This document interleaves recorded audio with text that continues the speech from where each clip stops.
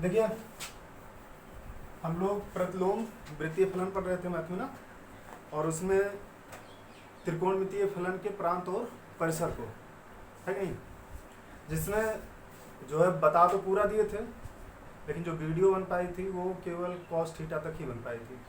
Cos के जो है क्या कहते हैं प्रांत और परिसर तक ही बन पाई थी। एक बार फिर से हम बताते हैं, फलन में एफ एक्स बराबर जो वैल्यू दी गई होगी, जैसे x square plus 5x plus 6, ये मान लो एक फंक्शन दिया गया। यहाँ जो x की वैल्यू रखेंगे वो क्या होगा, और यहाँ पे जो ये वैल्यू प्राप्त होगी उसे हम क्या बोलेंगे, परिसर का मान क्या नहीं होना चाहिए, प्रांत के वो मान जिसके लिए क्या कहते हैं इसका मान इनफाइनाइट नहीं होना चाहिए। बाकी सारे के सारे मान प्रांत कहलाएंगे, है ना, सभी मान प्रांत कहलाएंगे, लेकिन वह वैल्यू जो क्या कहते हैं इनफाइनाइट ना हो। ओके, बात समझ में आया ना, जिसपे वो इनफाइनाइट ना हो। तो इसमें आप लोगों ने साइन का और कास का पाया था। साइन का क्या पाया था, साइन प्रांत क्या मिला था, साइन का प्रांत क्या मिला था, वो तो परिसर मिला था, प्रांत आर मिला था, प्रांत इसका था आर। मतलब कोई भी वैल्यू रखिए, कोई भी वैल्यू रखिए, इसका मान इनफाइनाइट नहीं है ना, यही तो हम चेक किए थे। और उसके बाद परिसर क्या मिला था हम लोगों को, -1 से +1, -1 से +1, -1 +1 ये मिला हुआ था। और यही सेम किसका था, कॉस के लिए भी, कॉस के लिए भी था, है ना। आज हम आप लोगों के लिए चर्चा करते हैं tan का। देखिए tan की पहले वैल्यू लिख लीजिए। tan की वैल्यू अगर हम पॉजिटिव में लिखें, 0 डिग्री की वैल्यू कितनी होती है, 0, और उसके बाद 30 की 1/√3। ओके, फिर उसके बाद 1, है ना, फिर उसके बाद 3/√3/2, नहीं, ये आएगा आपका √3। फिर उसके बाद कितना आता है, इनफाइनाइट। ये सारी वैल्यू tan के लिए है। ये 0 डिग्री की है, ये 30 की है, ये 45 की है, ये 60 की है, और ये 90 डिग्री पे इनफाइनाइट आ रहा है। कहने का मतलब ये आप 0 अंश रखेंगे, फिर उसके बाद ये कितना हो गया, 30 हो गया, 45 हो गया, 60 हो गया। कहने का मतलब 90 डिग्री नहीं होना चाहिए। बाकी सारे मान के लिए ये जो होगा इसका अस्तित्व होगा। अस्तित्व होगा का मतलब इसका मान इनफाइनाइट नहीं आएगा, ये फलन होगा। तो 90 ही नहीं, 90 के सारे गुणांकों में भी हो सकता है इनफाइनाइट आए। तो हम लोग चेक करते हैं कि इनफाइनाइट कहाँ आएगा। तो जैसे 90 डिग्री पे इनफाइनाइट आया है, तो ये मान के चलिए कि 90 के गुणांक पे ही इनफाइनाइट आएगा। 90 हो गया, 90 का दूसरा गुणांक 180 आएगा, 180 का, उसके बाद तीसरा 270, 360, 450, है ना, फिर और 540। 90 की वैल्यू कितनी है, इनफाइनाइट। ये वैल्यू हमें जो है प्रांत में नहीं लेनी। चलो 180 की निकालते हैं। तो tan 180 की वैल्यू कितनी होती है, सारे लोग जानते हैं tan 180 की कैसे निकालेंगे, tan 180 - 0 करके, है ना। और tan 0 की वैल्यू क्या होगी, ये इनफाइनाइट तो है नहीं ना, इसका मतलब ये आपका प्रांत है ना। फिर उसके बाद 270 की बात करते हैं, तो ये आएगा tan कितना, 180 + 90 ना, तभी तो आएगा 270। ये कितना हो जाएगा, tan 90, और tan 90 अंश का मान कितना आएगा, इनफाइनाइट। तो 270 का मान इनफाइनाइट होगा, यानी कि ये आपके प्रांत के अंतर्गत नहीं आएगा। इसी तरीके से आप अगर क्रम देखेंगे तो ये आपका 360 का जो है इनफाइनाइट नहीं होगा, फिर 450 का होगा, 540 का नहीं होगा। समझ में आया ना, इनफाइनाइट वैल्यू किस पे आ रही है हम यही चेक कर रहे हैं। 90 पे आएगा, ऐसे 270 पे आएगा, और ऐसे कितने पे आएगा, 450 पे आएगा, ऐसे आगे आता जाएगा। तो अगर हम 90 की गुणांक करें तो ये 90 एकम 90, और ये 90 तिया है, और ये 90 पंचे है, तो ऐसे 7 में आएगा। यानी कि 90 के विषम गुणांकों में उसका मान क्या आएगा, इनफाइनाइट आएगा। क्यों जी, बाकी और किसी वैल्यू पर इसका मान इनफाइनाइट नहीं आएगा। तो प्रांत क्या होगा आपका, इसका बताएंगे जरा, प्रांत क्या होगा। तब प्रांत ये हो जाएगा, सभी कोणों के लिए इसका मान जो है इनफाइनाइट नहीं आता, केवल किनको छोड़ दिया जाए, 90 को छोड़ दिया जाए, 9 × 27 270 को छोड़ दिया जाए ना, 90 हो गया, 270 हो गया, 9 5 45, 450 हो गया, 9 7 63, 630 हो गया, ऐसे डॉट डॉट। इन एंगल्स को अगर हम माइनस कर दें बाकी एंगल में से, तो जितने भी एंगल आएंगे उनके लिए इसका मान इनफाइनाइट नहीं होगा, अर्थात वो प्रांत के अंतर्गत आएंगे। इतना समझ में आ गया ना? बात समझ में आ रही है? तो इनको अगर हम छोड़ दिए तो चलो इनका बताते हैं हम लोग, ध्यान से देखते हैं। अब तुम्हें फार्मूला याद करने की जरूरत नहीं है, फार्मूला समझने की जरूरत है कैसे प्रांत मिला हुआ है ना। मतलब यहाँ पे x की वैल्यू कहाँ से कहाँ तक रखी जा सकती है, थीटा की वैल्यू कहाँ से कहाँ तक रखी जा सकती है। ओके चलो, अब ये 90 डिग्री है, 90 को आप क्या लिखते हैं, पाई बाई, ये 9 3 27, तो ये 3 पाई बाई 2, ये कितना आएगा बोलिए, 5 पाई बाई 2। ऐसा ही ये कितना आएगा, आप ये देख रहे हैं पाई बाई 2 के किस गुणांक में आ रहा है, ये विषम गुणांक में ना। और विषम संख्या को प्रदर्शित किससे करते हैं, 2n प्लस 1 से इंटू पाई बाई 2, जहाँ n बराबर कहाँ से स्टार्ट करेंगे, 0 1 2 3 डॉट डॉट, जितना मर्जी उतना कर लीजिए, ठीक है। तो इतने वैल्यूज को छोड़ करके आपका जो भी एंगल रखेंगे उसके लिए उसका मान इनफाइनाइट नहीं होगा। तो हमारा प्रांत कितना आया, r minus 2n plus 1 into pi by 2। ये किसका प्रांत हुआ, 10। क्लियर हो गया ना? 10 का प्रांत कितना आएगा, r minus 2n plus 1 pi by 2। ठीक, ये प्रांत उन सभी के लिए लागू होगा जिनका मान 90 डिग्री पर क्या होता है, इनफाइनाइट, है ना। उन सभी त्रिकोणमितीय फलन के लिए प्रांत यही होगा जिनका मान 90 पर क्या होता है, इनफाइनाइट होता है ना। 90 पर और किसका इनफाइनाइट होता है, सेक का, है ना। सेक का कितने पर इनफाइनाइट होता है, 90 डिग्री पर, समझे ना। अगर पूरी वैल्यू सारणी आपको याद है और याद होनी भी चाहिए, है ना। सेक 90, कॉस 90 अंश का मान कितना होता है, 0 होता है, तो सेक 90 अंश का मान कितना होगा, इनफाइनाइट। 0 का उल्टा क्या हो जाता है, इनफाइनाइट होता है। सारणी याद करे होंगे आप लोग, है ना, 11th भी पढ़ चुके हैं, 10th भी पढ़ चुके हैं, तो जो है सारणी का मान मतलब जो उसकी वैल्यू होती है उसको याद रखे होंगे आप लोग। क्लियर हो गया ना, बोलो। अब हम लोग परिसर निकालते हैं, है ना। चलो परिसर निकालते हैं। प्रांत तो हो गया, प्रांत 2n plus 1 r minus 2n plus 1 into pi by 2, किसके लिए, tan के लिए, या हर उस त्रिकोणमितीय फलन के लिए प्रांत यही होगा जिसका 90 डिग्री पर क्या वैल्यू क्या होती है, इनफाइनाइट। ओके चलिए आगे देखते हैं हम लोग। tan ये हो गया। अब परिसर निकालने के लिए, परिसर किसे कहते हैं, जो वैल्यू हमें प्राप्त होती है वही परिसर होती है ना। तो हम पहले पॉजिटिव के लिए देखते हैं, तो ऐसे नेगेटिव में भी तो इसका मान आएगा 0 आएगा, -1/√3 आएगा, -1 आएगा, है ना। पॉजिटिव और नेगेटिव दोनों आ सकते हैं ना। प्रत्येक त्रिकोणमितीय राशि का मान जो है पॉजिटिव और नेगेटिव दोनों हो सकता है, और ये आपका प्लस इनफाइनाइट मान लीजिए, ये क्या हो जाएगा, माइनस इनफाइनाइट। मतलब मान इसका अनंत तक प्राप्त होगा। अनंत का मतलब ये हो गया कि सभी नंबर प्राप्त हो सकते हैं। सभी नंबर प्राप्त हो सकते हैं मतलब क्या प्राप्त होगा, रियल नंबर प्राप्त हो जाएगा, है ना। परिसर इसका क्या प्राप्त होगा, परिसर सारे रियल नंबर प्राप्त होंगे, है ना। हाँ, इनफाइनाइट बोल रहा है तो इनफाइनाइट का मतलब ये हो गया कि सारे रियल नंबर्स मिलेंगे हमको।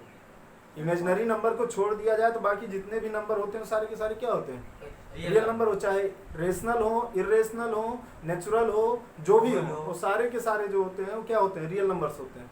तो यहाँ पे आप देख रहे होंगे नेचुरल नंबर भी है, होल नंबर भी है, 0 होल नंबर हो गया, एक 1 जो है नेचुरल नंबर हो गया, इसके अलावा इरेशनल नंबर है, और भी जो है आपके रेशनल मिलते जाते हैं, समझ में।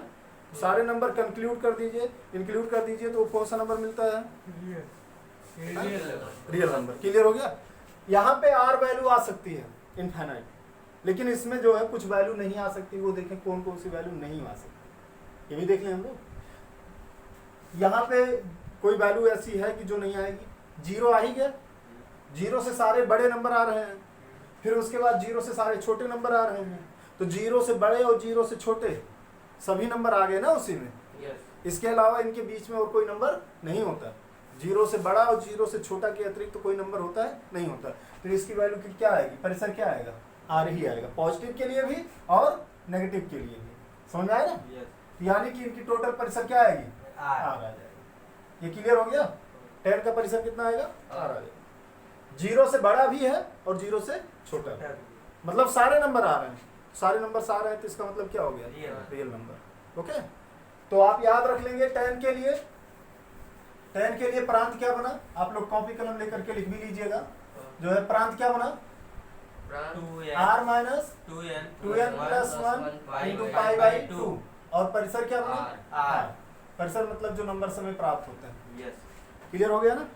फिर उसके बाद चलिए हम लोग कॉट का देखते हैं। कॉट का सारी वैल्यू मालूम होगी। जीरो की वैल्यू क्या होती है, 30 अंश की वैल्यू क्या होती है, √3, 45 की वैल्यू कितनी होती है, 1, ठीक ना। और उसके बाद 60 अंश की वैल्यू कितनी होती है, 90 अंश की वैल्यू कितनी होती है, 0, है ना, क्यों जी। हाँ, इनफाइनाइट कितने अंश पे मिल रहा है, 0 अंश पे, है ना। तो 0 अंश पे जो है इनफाइनाइट हमको मिल रहा है। यही वैल्यू छोड़ करके प्रांत निकाल रहे हैं ना। प्रांत किसे कहते हैं, वो वैल्यू जिसके लिए उसका मान अनंत ना हो, वो उसका क्या कहलाता है, 0 डिग्री नहीं होनी चाहिए ना। और 0 डिग्री किस पे आ सकता है, 180 पे भी इसका मान कितना आता है, इनफाइनाइट आता है ना।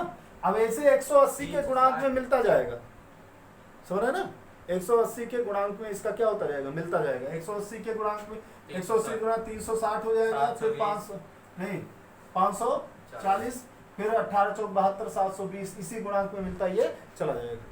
इन एंगल्स को अगर हम छोड़ दें तो बाकी किसी भी एंगल के लिए इसका मान इनफाइनाइट नहीं होगा, है ना। यानी कि आपका जो प्रांत आएगा, प्रांत वो क्या होगा, आपका रियल नंबर होगा, लेकिन उनमें से क्या माइनस कर देंगे, 0 डिग्री, 180 और ऐसे जो है 540 माइनस कर देंगे, फिर ऐसे क्या कहते हैं,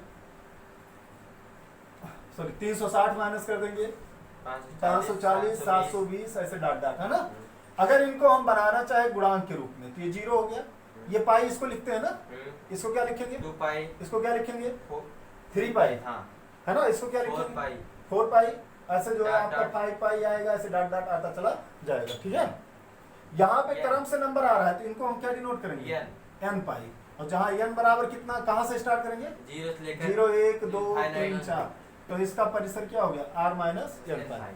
मतलब n पाई एंगल्स को हटा दीजिए तो सभी इनके प्रांत के अंतर्गत आएंगे, सॉरी परिसर नहीं, प्रांत के अंतर्गत आएंगे, ठीक है। बात समझ में आ गई।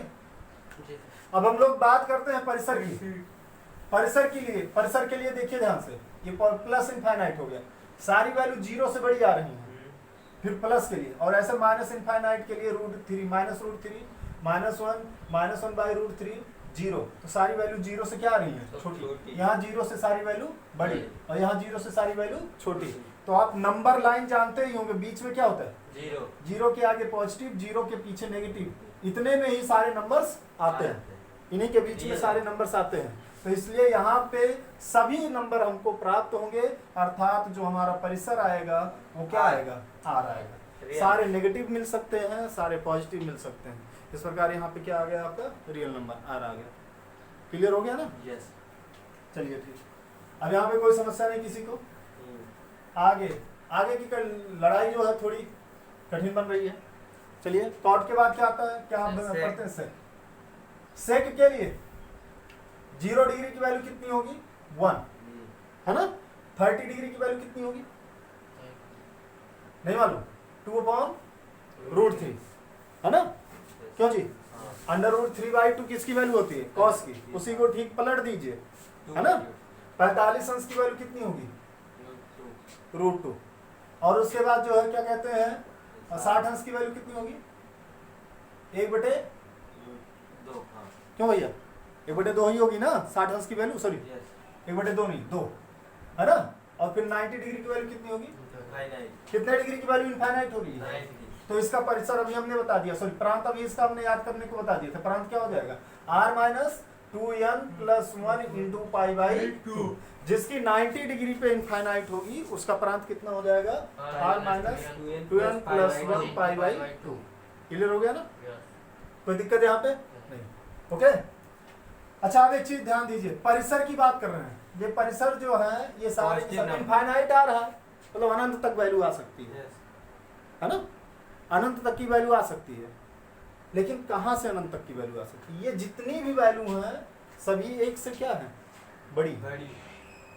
ये जो वैल्यूज हैं देखो, हम्म। ये 1 हो गया और ये कितना हो गया 2 अपॉन, ये आप इसको लिख सकते हैं 2√3/3, √2 लिख सकते हैं, 2 लिख सकते हैं, फिर इनफाइनाइट। ये सारी की सारी वैल्यू 1 से क्या है, बड़ी। अनंत आ सकता है, मतलब रियल नंबर आ जाएगा। हाँ। अनंत मतलब चाहे जो नंबर आ जाए, लेकिन सभी वैल्यू क्या आ रही हैं, एक एक से से बड़ी। तो क्या एक से छोटी वैल्यू नहीं होती है, होती है। तो कहने का मतलब एक से छोटी वैल्यू नहीं है, तो r minus x smaller than 1। एक से सारी छोटी वैल्यू को क्या कर दें हम, घटा दें। एक से सारी छोटी वैल्यू को अगर हम घटा दें तो अभी हम देख रहे हैं कि सभी के सभी रियल नंबर मिल जाएंगे। भाई यहाँ पे देखो तो ये प्लस हो गया, +1 हो गया, ये सारी वैल्यू +1 से स्टार्ट हुआ है, 0 डिग्री से स्टार्ट हुआ है। भाई एंगल भी तो 0 डिग्री से ही स्टार्ट करोगे। 0 डिग्री की वैल्यू कितनी है, 1, और उससे ज्यादा हम बढ़ते जा रहे हैं तो आप देख रहे हैं कितना वैल्यू आ रही है, इनफाइनाइट। +1 से क्या आ रही है, सारी की सारी वैल्यू बड़ी ही आ रही है, मतलब +1 से छोटी वैल्यू नहीं आएगी। तो रियल नंबर में से +1 से छोटी वैल्यू को हम क्या कर दें, माइनस कर दें। ये परसेंट निकल गया किसके लिए, प्लस वाले नंबर्स के लिए। अब इसी तरीके से अगर हम माइनस की बात करें, किसकी, कॉसेक की, सॉरी माइनस में, -1 भी आ सकता है, -2/√3 भी आ सकता है, -√2 आ सकता है, -2 आ सकता है, और फिर उसके बाद कहाँ तक, माइनस इनफाइनाइट। माइनस में इनफाइनाइट आ सकता है। ये हम पॉजिटिव के लिए बात कर रहे हैं, पॉजिटिव के लिए इतना हमारा परिसर मिला। अगर हम एंगल्स पॉजिटिव मतलब उनकी वैल्यू पॉजिटिव आ रही है तो उसका परिसर क्या मिला, r minus x is smaller than 1। X जहाँ क्या है, वैल्यूज है ना, क्लियर हो गया। अब माइनस के लिए बात कर रहे हैं, ये सभी वैल्यूज जो है वो -1 से क्या है, छोटी है ना। देखो ये -1 हो गया, ये कितना हो गया 2√3/3 माइनस में, -√2 -2 -1। ये -2 -1 से बड़ा है या छोटा है, -1 बड़ा। ये सारी वैल्यू जो है क्या है, -1 से छोटी है।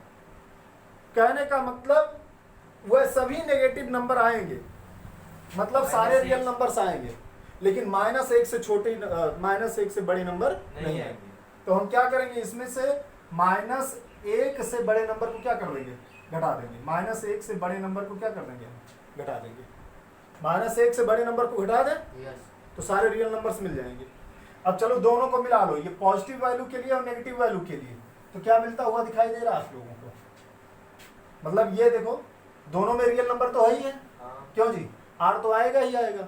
अब ये x जो वैल्यू है 1 से छोटा है और -1 से क्या है, है ना, x जो है x 1 से छोटा और -1 से या तो छोटा है या तो बड़ा है। तो ये यानी कि ये -1 से बड़ा और 1 से छोटा, केवल बड़ा और छोटा में ही आएगा, ठीक है ना। और बड़े और छोटे के लिए जो है हम लोग ब्रैकेट कौन सा यूज करते हैं, स्मॉल ना, यानी r -1,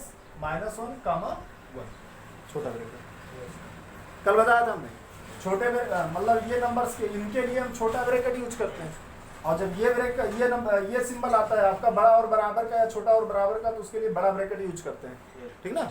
तो इसका जो है अगर समझ में नहीं आया तो आप याद रखिए, इसका परिसर क्या होगा, r -1 से लेकर के 1 तक। यानी कि जो वैल्यू -1 से बड़ी और 1 से क्या होंगी, छोटी तक की बीच की जो वैल्यू आएंगी, इनके बीच की जो वैल्यू आएंगी वो जो है इनका परिसर कभी नहीं हो सकता है। बाकी सारे रियल नंबर इनके परिसर हो सकते हैं, लेकिन -1 से 1 के बीच में इनका परिसर नहीं हो सकता। ये माइनस ही दर्शाता है यहाँ पे, समझ में आ गया ना। तो सेक का भी समझ में आ गया आपको, सेक का क्या, सेक का प्रांत समझ में आया। प्रांत क्या है, प्रांत लिखेंगे, प्रांत क्या होगा, r -n 2n+1 π/2, और उसके बाद परिसर अभी आपने निकाला है r -1 से 1 तक, नहीं -1 और 1 के बीच में, -1 और 1 के बीच में, और -1 से +1 तक, -1 से +1 तक, तो वो बड़ा ब्रैकेट ये लगेगा। तो इसको पढ़ेंगे -1 से +1 तक, और ये पढ़ेंगे -1 तथा 1 के +1 के बीच में। दोनों का मतलब समझ में आ रहा है ना, -1 तथा +1 के बीच में, ये -1 से +1 तक। ओके, एक और वैल्यू ले दे करके बची है, चलिए उसको भी देख लेते हैं हम लोग, है ना, कॉसेक का। चलिए कौसेक का देखते हैं हम लोग। कौसेक की सारी वैल्यू मालूम होनी चाहिए। 0 डिग्री की वैल्यू क्या होती है? इनफाइनाइट। और 30 अंश की वैल्यू क्या होती है? 2। और 45 अंश की वैल्यू क्या होगी? √2। और उसके बाद जो है 60 अंश की वैल्यू 2/√3। 90 अंश की वैल्यू कितनी होगी? किसके लिए इनफाइनाइट आ रहा है? 0। तो इसका प्रांत क्या हो गया? n पाई। n पाई ना, मतलब r माइनस n n पाई। पाई। और n जहां से स्टार्ट करना है जानते हैं? 0 से स्टार्ट करना है। 0 डिग्री से स्टार्ट कर लेना हमको। क्यों जी? वैल्यू जो भी स्टार्ट होती है, जो मान हम रखना शुरू करते हैं त्रिकोणमितीय फलन में, वो कहाँ से? 0 से। तो चाहे 0 से कम रखें या 0 से ज्यादा। बात समझ में आ गई ना? कोई दिक्कत तो नहीं ना? ओके, तो ये आपका प्रांत हो गया। अब चलिए परिसर की हम लोग बात करते हैं। कौसेक के लिए 0 के लिए क्या होता है? फिर उसके बाद क्या होता है? उसके बाद क्या होता है? 2 होता है। फिर उसके बाद √2 होता है। फिर उसके बाद कितना होता है? 2/√3, या आप इसको लिखोगे 2√3/3। क्यों जी? फिर 1। ये प्लस के लिए। हाँ। यही मान तो इनफाइनाइट में भी तो आ माइनस सकता के है। लिए -2 हो सकता है आपका, -√2 हो सकता है, ये माइनस रख लीजिए। और उसके बाद क्या हो सकता है? -2√3/3 हो सकता है, -1 हो सकता है ना? प्लस में भी आ सकता है और माइनस में। चलो यहाँ पे चेक करते हैं हम लोग। ये सारी वैल्यू 1 से क्या है? बड़ी। मतलब 1 से छोटी वैल्यू नहीं आनी चाहिए ना। परिसर में 1 से छोटी वैल्यू कतई नहीं आएगी।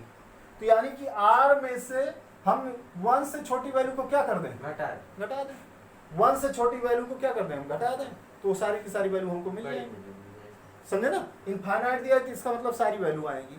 फिर उसके बाद इन पे हम चेक करते हैं माइनस वाले नंबर्स के लिए। तो -1 से ये सारी वैल्यू क्या आ रही है? छोटी आ रही है। मतलब -1 से बड़ी वैल्यू नहीं आएंगी। तो r में से हमने क्या किया कि -1 से बड़ी वैल्यू को क्या कर दिया? घटा दिया।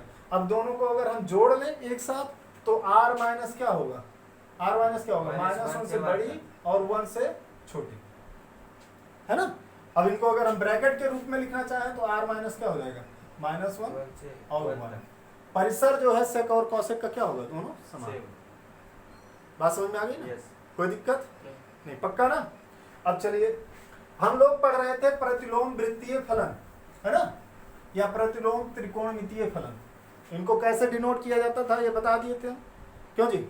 इनवर्स के रूप में कैसे डिनोट करते हैं? उनको आर्क के रूप में भी लिखा जाता है कहीं कहीं, है ना?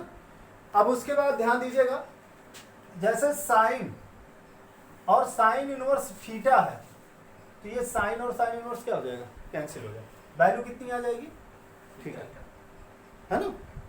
फिर उसके बाद जो है कॉस इनवर्स अगर मान लीजिए बाहर है और बीच में कॉस थीटा है, तो ये कास कास इनवर्स कैंसिल हो जाएगा और क्या वैल्यू आ जाएगी? थीटा आ जाएगी। लेकिन दोनों में एक चीज देखिएगा ध्यान से, यहाँ जो थीटा वैल्यू है एंगल, वो इनके प्रांत और परिसर के बीच में ही आना चाहिए। समझे ना?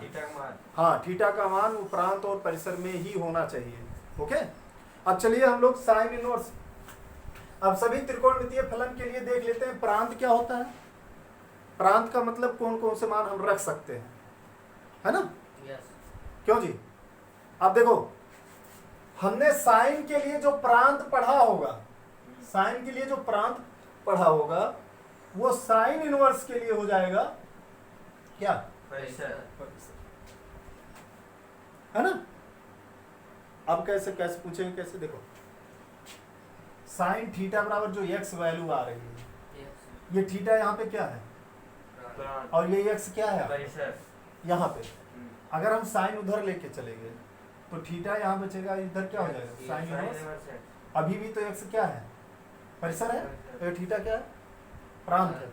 किसके लिए? साइन के लिए। ऐसे ही तो लिखे थे। अब देखो, अब इसके लिए अगर हम बात करें तो ये क्या हो जाएगा?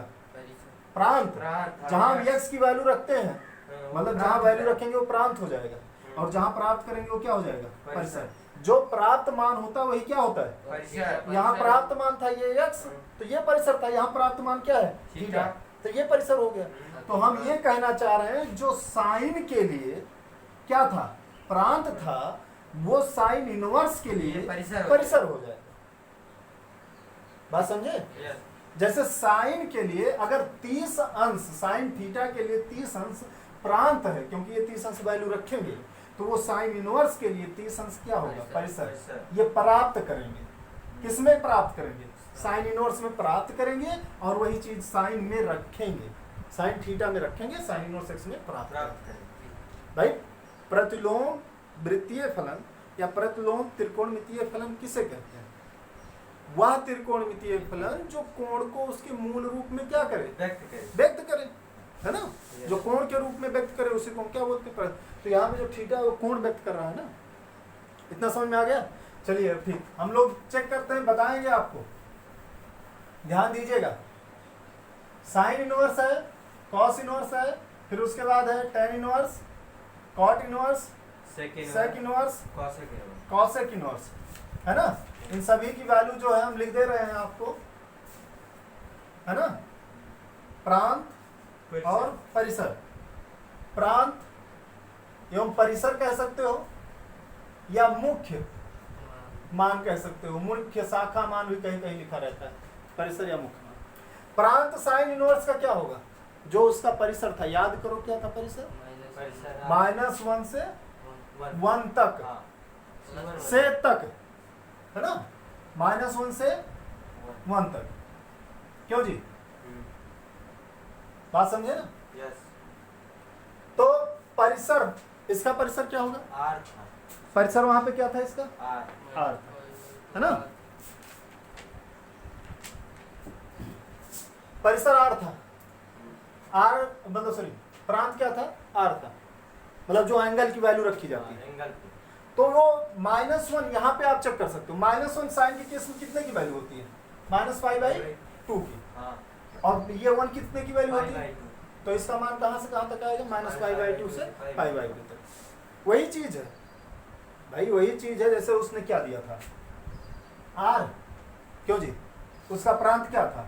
आर था। प्रांत का मतलब चाहे जो एंगल रखिए, तो चाहे जो एंगल हम कौन सा रखेंगे? 0 से इधर 90 अंश तक का रखे थे, फिर 0 से माइनस में चले गए थे। साइन 0 अंश की वैल्यू कितनी होती है?